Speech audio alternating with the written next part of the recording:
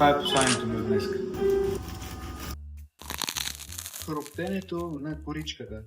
Посланието ми е, че винаги си струва. Независимо дали е 1 минута или 1 час, когато е в посоката на това, което обичаме да правим, винаги си струва. Тренирах само 18 минути. Беше много по-добре от 0.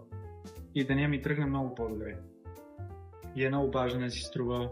И съобщението към любим човек си струва. И да се чуем с близък роднина си струва. Отделим време да приготвим храна вкъщи си струва. Тим бързото решение, което да е една храна.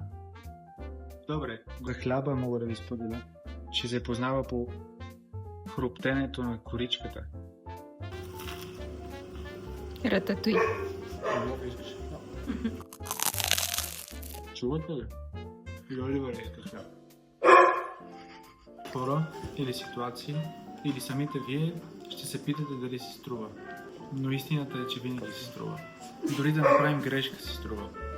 И да разберем, че не е правилната посока, си струва много повече, отколкото да си седим и нищо да не правим. Идеята е винаги да пробваш. И ако не стане, пак ще пробваш. Това е посланието ми от днес. Ще продължавам да си ям хляба от рататуй.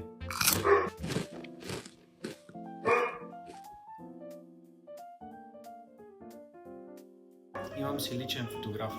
Айде да си снимаме заедно.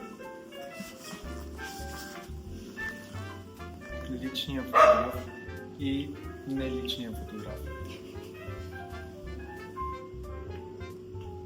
Като касетка за DVD и за тези старите филми.